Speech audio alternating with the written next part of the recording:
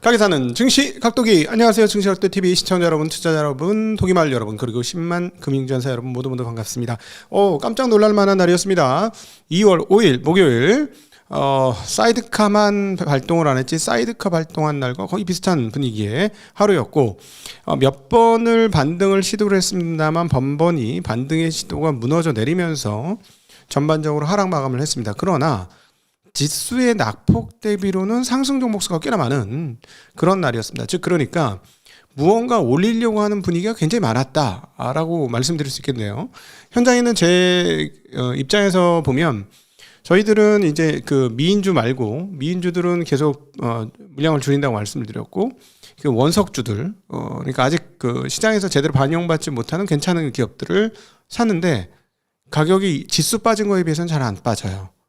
네, 그래서 충분히 저렴한 가격에 사지 못했다는 아쉬움이 좀 있습니다. 그리고 원하는 가격만큼 안 내려오더라고요. 내려왔다 바로 올라가고 그런 흐름들이 있어서 전반적으로 시장이 크게 빠졌으나 삼성전자 하이닉스에 대한 대규모 매도 사태라고 표현할 정도의 대규모 매도를 제외하고는 시장이 전반적으로 엄청나게 붕괴됐다라고 하기에는 조금 어렵습니다. 근데 지수 수준을 보면 붕괴라고 해도 과언이 아니고 그렇습니다. 그리고 대표 주식들의 하락을 보면 굉장히 대단했는데요. 전반적인 시장 흐름 한번 살펴보겠습니다. 오늘 코스피 지수가 무려 207포인트나 빠졌어요. 3.86%.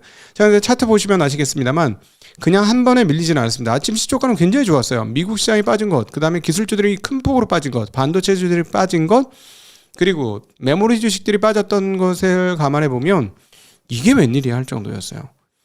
굉장히 좋은 흐름으로 뭐 거의 보합세까지 야 이거 플러스 나는 거 아니야 할 정도였는데 시간이 지나자 점점 흘러내렸습니다.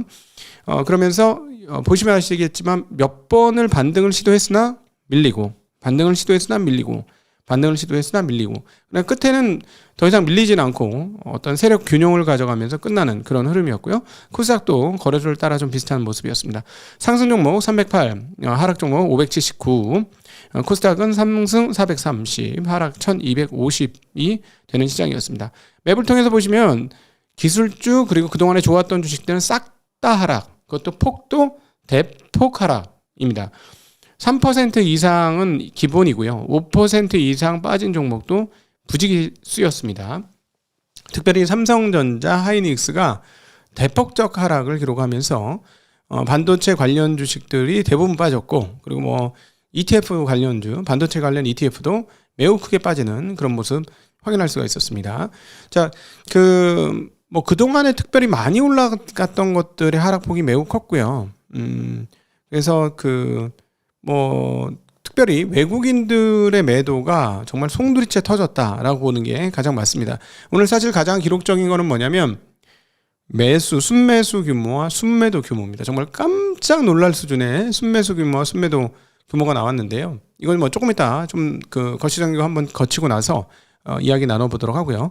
오늘 일단 환율부터 보도록 하겠습니다. 원화 환율 약세입니다. 4만 50전 약세되면서 1464원, 엔 대비로는 931.9, 다시 위안 대비로는 210여 원이 넘었고요. 그 다음에 유로화 대비로는 1727원까지 약세를 보여주고 있습니다. 국채금리 보겠습니다. 국채금리는 전일까지 계속해서 약세를 보여서 너무 약세인 거 아니야 했는데 오늘은 강세로 전환을 했습니다. 2.8bp 강세 보여주면서 3.67, 그 다음에 2년물은 2.99, 5년물은 3.50, 30년은 3.61 기록을 하고 있습니다. 업종별, 테마별 흐름 보겠습니다. 업종별로는 사무용품, 전자제품이 이 하락장에서도 한 5%대 상승, 복합 유틸리티 4%, 호텔 레스토랑도 올랐고요. 섬유, 의류, 화장품이 올랐습니다. 소매주들 많이 올랐던 게 눈에 띄는 거고요. 테마별로는 여행, 모더나, 낙태, 마리아나, 카지노 관련주들이 많이 올랐습니다. 여기서도 약간 여가 쪽이 강세를 보여주는 흐름 보였네요. 투자 주체별 매매 동향 보도록 하겠습니다. 이게 지금 대단한 얘기인데, 일단 외국인들 산 게 거의 없어요. APR이 1번으로 갔는데 960억 들어갔고요. 어제 실적 상당히 좀 눈에 띈다, 괜찮다, 잘했다라는 말씀드렸는데 외국인들이 오늘 많이 사면서 5% 올렸네요. 다음으로 효성중공업, 기아, 현대모비스, 대한항공, 달바, 삼성물산 등이 외국인 매수였으나 1,000억을 넘는 게 없으니까 외국인들은 오늘 거의 산 게 없다라고 보시면 되겠고요. 반면에 기관은 ETF를 빼고는 한미반도체 근데 190억이에요. 리노공업, HD건설 뭐 그러니까 별로 여기서 산 게 없다. 그런데 자 개인 보세요. 미쳤습니다. 삼성전자 13조 1천억, 하이닉스 거의 2조 가까이. 그러니까 조 단위가 원투펀치로 조 단위를 샀어? 두 개 합쳐서 5조를 샀어? 와 정말 대단한 흐름이죠. 그러니까 오늘 외국인들이 저렇게 뭐냐면 조금 이따 이제 매도 보시면 알겠지만 현금화하고 싶은 외국인들이 그냥 막 던졌는데 다 받아준 거예요. 진짜 막 던졌는데 받아주니까 야야 그냥 다 던져 있는 대로 다 던져. 얼마 갖고 있어? 한번 던져봐. 다 받네. 막 이러면서 던진 상황이 아닌가 싶습니다. 좀 이따 확인해 보겠습니다만은 이렇게 지금 많이 빠진 데는 약간의 마진 콜 분위기가 계속해서 나타나고 있기 때문에 그렇습니다. 그거 조금 이따 또 확인해 볼게요. 다음으로는 뭐 이제 꽤 많이 샀음에도 불구하고 이제 조 단위 보다 보니까 비교가 안 돼. 코덱스 레버리지, 두산 에너빌리티, 파마 리서치, 하나오션 등을 샀는데 많이 산 겁니다만 원투펀치를 너무 많이 사가지고 네, 비교가 안 되는 수준입니다.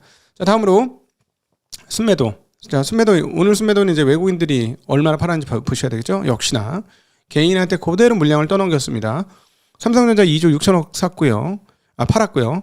SK하이닉스는 1조 4천억이나 팔았습니다. 그러니까 엄청나게 많이 팔았고 삼성전자 우선 주식들도 굉장히 많은 파는 모습. 거기에다가 기관들도 가만히 있지 않았어요.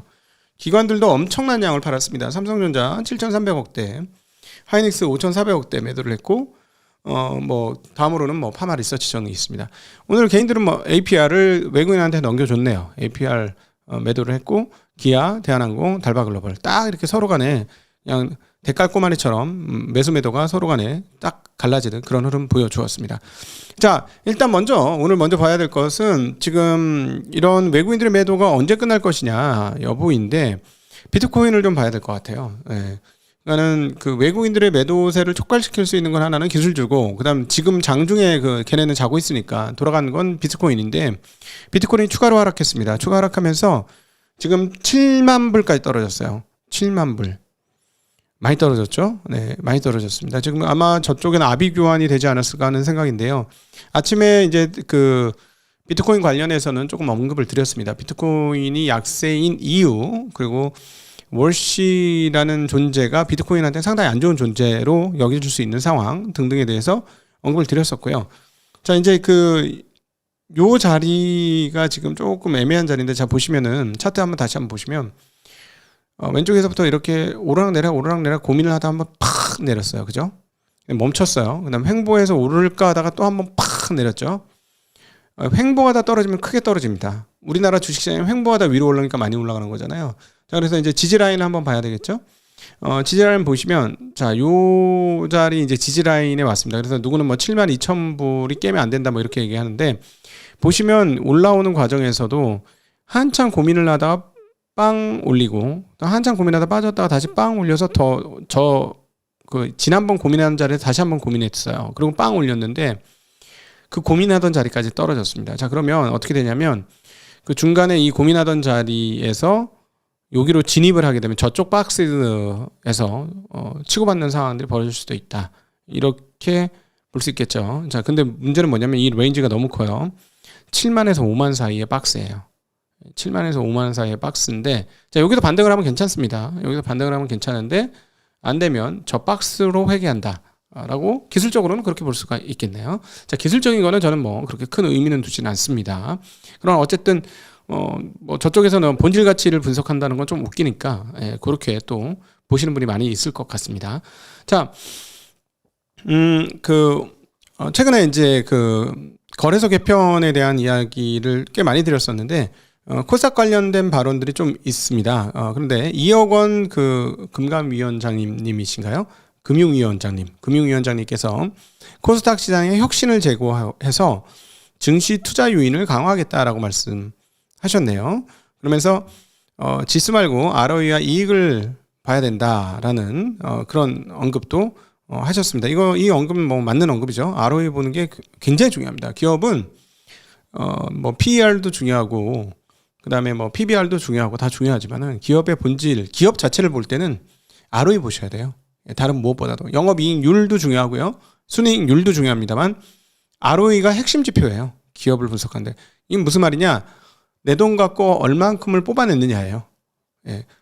돈을 가지고 또는 내 돈 아니더라도 뭐 대출도 받을 수 있는 거니까 그 돈을 가지고 얼만큼을 뽑아내느냐가 ROE입니다.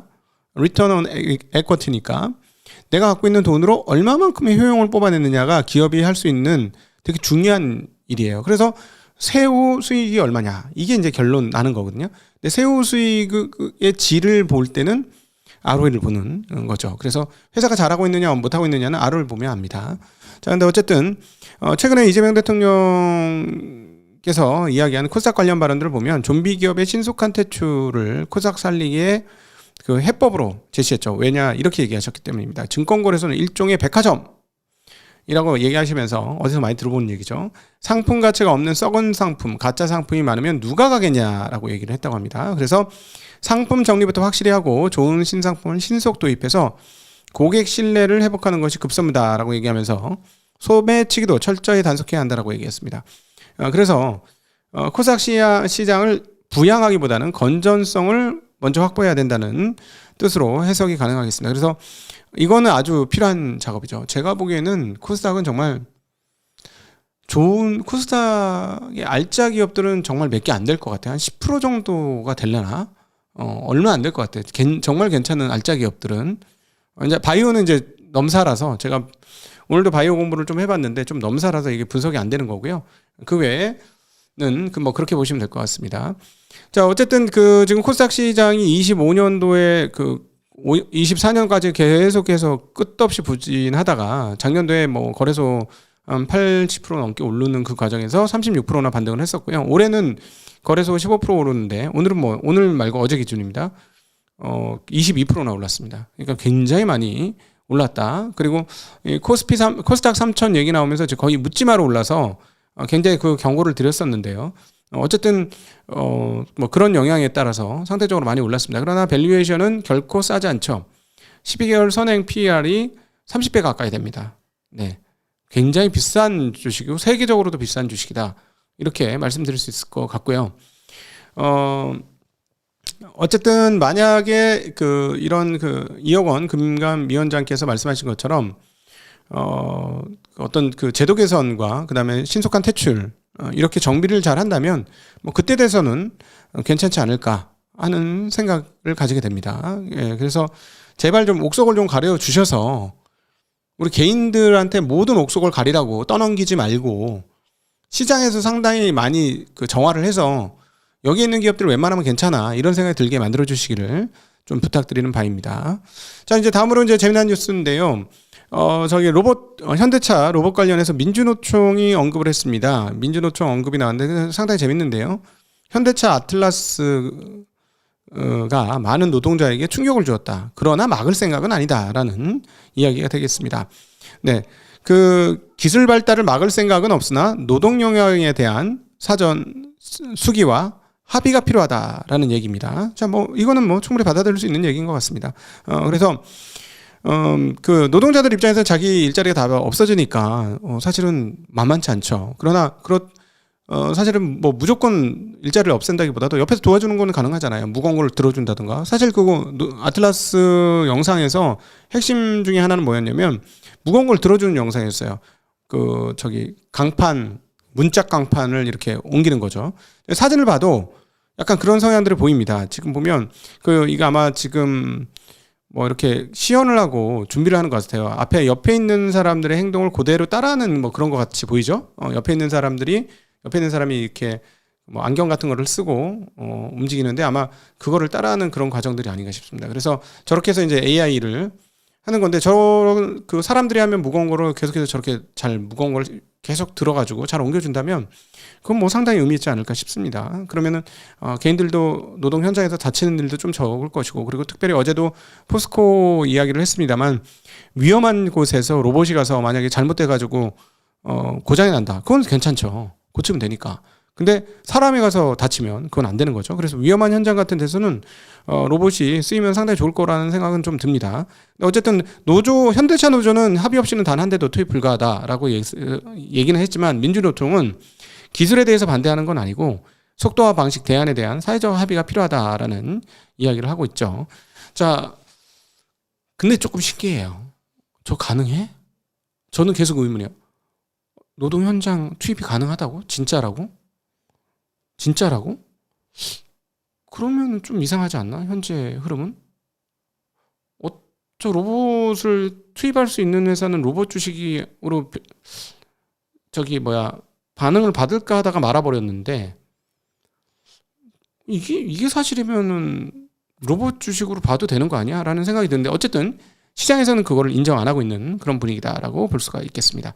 자, 5,000포인트가 넘어가면서 저는 정말 앞서 보셨듯이 개인들의 매수가 활활 불타는 가운데 신용잔고가 계속 늘어나고 있다는 소식입니다. 자, 신용잔고가 이제 30조를 돌파를 해버렸어요. 신용잔고가 31조 가까이 되면서 사상 최고치, 당연히 사상 최고치겠죠. 자, 그러나 계속 말씀드리는 건 뭐냐면 신용잔고는 시가총액과 비교해서 봐야 되는데 코스피 시가총액은 4,600조가 돌파된 상황입니다. 그리고 코스닥은 600조예요. 그런데 이제 각각 신용이 어떻게 쓰여지고 있느냐? 코스피에서는 신용이 20조가 넘게 쓰여지고 있고요. 코스닥에서는 10조입니다. 자, 그럼 이거 어떻게 봐야 되나요? 4,600조 시장에서 20조 신용은 제가 보기에는 신용 비율이 한 0.4%, 0.5%좀 밖에 안 되니까 0.4% 정도로 추정이 되는데 그러면 그거는 받아들일 수 있는 정도 수준이죠. 자, 반대로 코스닥은 600조 중에 10조입니다. 그러면 한 1.7% 정도 돼요. 신용이. 이거는 저는 신용이 좀 많은 것 같은데요. 예. 코스닥은 지금 질이 좋은 상황이 아닙니다. 신용도 많이 쓰여졌고 가격도 싸지 않기 때문에 신용을 많이 써서 가격이 비싼 것도 있겠지만 이 부분은 조금 주의가 좀 필요하다라고 보여지고요. 일단 증권사들은 리스크 관리를 하기 위해서 리스크 관리 때문인지 아니면 기본적으로 공여받은 대출해 줄 수 있는 여력이 끝난 건지 아마 두 번째일 것 같아요. 이렇게 많이 신용잔고를 줘본 적이 없고 자기 자본 대비 신용잔고 나가는 게 한도가 있기 때문에 그게 다 찬 것 같아요. 풀로. 그래서 각각 증권사들이 지금 예탁증권 담보융자를 중단하고 있는 사태가 벌어지고 있습니다. 아마 이런 식으로 하겠죠. 주식담보대출은 아무래도 금리를 조금 덜 받을 거고 신용융자는 조금 더 받겠죠. 왜냐하면은 그거는 이제 주식을 사는 거에 돈을 공여를 빌려주는 거고 주식 사는 양 원금 대비로 빌려주는 거고 주식 사자마자 그거 바로 담보로 잡으니까. 근데 주식담보대출은 좀 중장기로 쓰는 대출이고 주식을 근거로 돈을 빌려주는 거라서 아마 그런 식으로 바꾸지 않을까 하는 좀 생각은 들지만 어찌되었건 지금 풀로 찼습니다. 그래서 증거금융들을 전부 다 상향하고 있는 그런 흐름입니다. 한국투자는 예탁증권 담보융자 신규 중단했고요. N2도 NH투자도 신규 증권담보대출 중단, C등급 종목도 대출 한도를 확 줄였고 KB증권 등도 신용융자 한도를 꽤나 줄이고 있는 상황입니다. 자, 앞서 모두에서 말씀드렸듯이 정말 개인들이 9조를 넘게 매수했어요. 아까 저기 증권창을 한번 찍어봤어요. 제가 와, 장 끝나고 기가 막혀가지고 찍을 때마다 막 몇천억씩 늘더라고. 근데 와, 이게 거래소에서 개인들은 8.3조, 코스닥은 1.1조, 엄청나죠? 합산해서 9조 4천이 넘어요. 본 적이 없는 숫자가 나왔습니다. 그리고 외국인 매도도 순매도가 6조가 넘습니다. 이것도 역시 본 적이 없는 숫자예요. 합산 한 6조 5천억 가까이 매도를 했으니까 사실 기관들이 지금 3조 넘게 판 것도 본 적이 없어 보이는 숫자인데 후덜덜합니다. 지금 거의 10조 가까이 개인이 순매수를 했고요. 외국인들은 6조가 훨씬 넘는 수준의 매도를 했다는 게 참 놀랍다. 이렇게 보이는 상황인데 자 이제 여기서 어제도 말씀드렸습니다만 이렇게 빠졌는데 또 회복을 했다 이러면 이제 하락장을 무섭지 않게 여기는 그런 전형적인 장기 상승 사이클을 보시게 될 겁니다. 네, 근데 이제 이미 상당히 많이 올라온 거긴 하고요. 이제부터는 진짜 과열 뜨거운 장이 시작되는데 이게 언제까지 갈지는 모릅니다. 과거에도 뜨거워진 후로 한 1.2년, 1.5년 이렇게 갔었어요. 98년도 IMF 터지고 뒷장부터 오르기 시작하더니 99년 한 해 내내 좋았고 2000년 4월까지 개별 종목단에서는 4월까지 좋았기 때문에 사실 굉장히 많이 갑니다. 그래서 그건 한번 너무 규정 짓지 않으셨으면 좋겠다라는 생각이 듭니다. 어쨌든 대기 자금이 어마무시하다는 걸 다시 한번 확인했고, 이런 흐름 덕분에 증권사들의 그 앱 사용자 수가 폭발적으로 증가하고 있다라는 소식입니다. 그래서 증권사 앱을 보면 증권사들의 어떤 뭐 현재 흐름과 뭐 랭킹 좀 확인할 수가 있는데요. 보시면은 이제 여기서 이제 업계 순위 싹 나오는데요. 미래에셋증권이 가장 많이 받았고, 근소한 차이로 키움증권, 다음으로 조금 떨어져서 이제 그 삼성증권, 한투, KB가 비슷비슷합니다. 나무증권까지. 그 다음에 이제 신한이 조금 떨어져서, 그 다음이 NH투자증권 2개나 올렸어요. 나무증권하고 N2하고. 그 다음 하나증권, 유한타, 대신 뭐 이렇게 있습니다. 저희 그 매트릭스 투자자본에서는 한투와 N2와 네, 유한타까지 거래를 하기 시작을 하죠. 네, 그렇게 보시면 되겠네요. 네, 여기 다 있네, 다행히. 자, 자, 그리고 그 최근에 그 중국 마감에서 잠깐 말씀을 드렸는데, 태양광 관련주들이 급등을 했습니다. 오늘 거기 이제 중국에서는 오늘 급락을 했거든요. 한 종목 빼고는 뭐 진코솔라라는 게 이런 게 뚝 떨어졌어요. 근데 한국은 오늘까지도 엄청나게 올랐습니다. 근데 이게 조금, 이렇게 보는 거예요. 중국 업체들이 저가 공세를 완화할 거고 미국 태양광이 올라갈 것이다. 근데 더 중요한 거는 일론 머스크가 태양광 업체하고 만났죠. 그리고 우주에다가 그 데이터 센터 짓겠다고 거기다 그럼 전력 하려면 태양광 설치해야 되겠죠. 뭐 그런 것들이 이제 반영이 되면서 오른 것 같은데, 사실은 말이죠. 이거는 그냥 말씀을 드리면 중국 업체들이 적자에서 벗어나질 못하고 있어요. 중국의 수입 업체들은 압도적인 물량을 갖고 있습니다. 그러니까 그 일론 머스크가 오죽했으면 중국 그 태양광 관련 업체들을 만났겠어요? 뭐 충분히 가격적 매력이 있으니까 만났겠죠? 그런데 불구하고 뭐 중국이 공급을 조금 덜 해가지고 뭐 그렇다? 아니, 그거는 중국의 그 태양광 업체들이 통합이 되고 스크랩이 좀 되고, 그래서 그 지금 수십 개 업체들이 뭐 몇 개로 좀 줄어든 다음에 그 다음에 이제 적자가 좀 덜 나는 상황이거나 아니면 흑자가 나는 상황들이면 우리도 이제 어디 나가서 흑자를 낼 수가 있을 것 같은데, 지금 전혀 그렇지 않죠? 전혀 그렇지 않아요. 그래서 난 이게 솔직히 말해서 왜 오르는지 모르겠어. 왜 오르는지 모르겠어. 하나솔루션 같은 경우도 보시면 영업이익 추이를 보시면 이게 지금 어떻게 겨우 버티고 있는 겁니다. 버티고 있는 거예요. 그 손실 규모가 뭐 엄청나게 뭐 주는 것도 아니고, 네. 이거는 이제 그 저희가 요청해서 재미나이가 만들어준 사진이 됩니다. 그래서 약간 부정확할 수도 있으니까 그거는 이제 감안을 해주시고요. 왜냐하면 이게 얘들이 계속 틀려 자주. 네. 자, 어쨌든 뭐 그럼에도 불구하고 흐름만 파악하신다는 측면에서 보시면 되는데, 지금 한국 업체들이 지금 태양광 업체 돈 벌 때가 아니에요. 제가 보기에는. 근데 왜 올랐지? 좀 이해가 안 돼요. 가끔씩 주식시장에 보면 좀 이해 안 되는, 뭐 모르는 뉴스가 숨어 있나? 뭐 그런 생각도 들고 좀 신기했어요. 저는 어제도 엄청나게 올랐고 오늘은 중국 시장에 관련 주식들이 폭락을 했음에도 불구하고 또 올랐어? 신기하네. 네, 신기하네 하는 생각입니다. 그러나 어쨌든 말씀드릴 수 있는 것은 AI 데이터 센터를 짓기 위해서 가장 빠른 방법은 신재생입니다. 그리고 미국에서 태양광과 관련해서 작업을 하는 것은 역시나 한화 관련 기업들이고요. 그리고 중국 거를 배제하면 결국 한국 거를 써야 되는 입장이긴 합니다. 뭐 그런 측면에서 좀 유리한 부분이 있다. 라고 보여지는 거는 분명히 사실이네요. 자, 그럼에도 어쨌든 흑자가 날 때까지도 어떻게 될지는 잘 모르겠습니다. 자, 오늘 아주 뭐 충격적인 날이었음에도 불구하고 드리고 싶은 말은, 대기 매수세가 강하다라는 말씀은 그전부터 드렸는데 오늘 정말 온몸으로 경험하는 상황이었고, 이렇게 많은 순매수가 나올 개인들의 힘이 이 정도까지나 되는구나를 깜짝 놀라면서 보게 된 하루가 아니었나 싶습니다. 자, 외국 개인들이 조금 더 일찍 참여했으면 참 좋았을 텐데 역시나 5천 넘어서 참여했다는 건 좀 애석한 부분이고요. 그럼에도 불구하고 한국 시장이 장기적으로 좋은 흐름대로 갔으면 좋겠습니다. 아직까지 비싼 시장까지는 아니니까, 특별히 코스닥 빼고 거래소는 그런 시장이니까 아무쪼록 지금 들어오신 분들은 다치지 않고 좀 미국 시장처럼 좀 중장기적으로 꾸준히 가서 중장기적으로 좀 나쁘지 않은 수익을 거뒀으면 하는 바람을 가져봅니다. 자, 오늘도 함께해 주셔서 진심으로 감사하고요. 저는 조금 있다가 MBC 라디오 뉴스 하이킥에서 뵙도록 하겠습니다. 감사합니다. 즐거운 오후 되십시오. 안녕.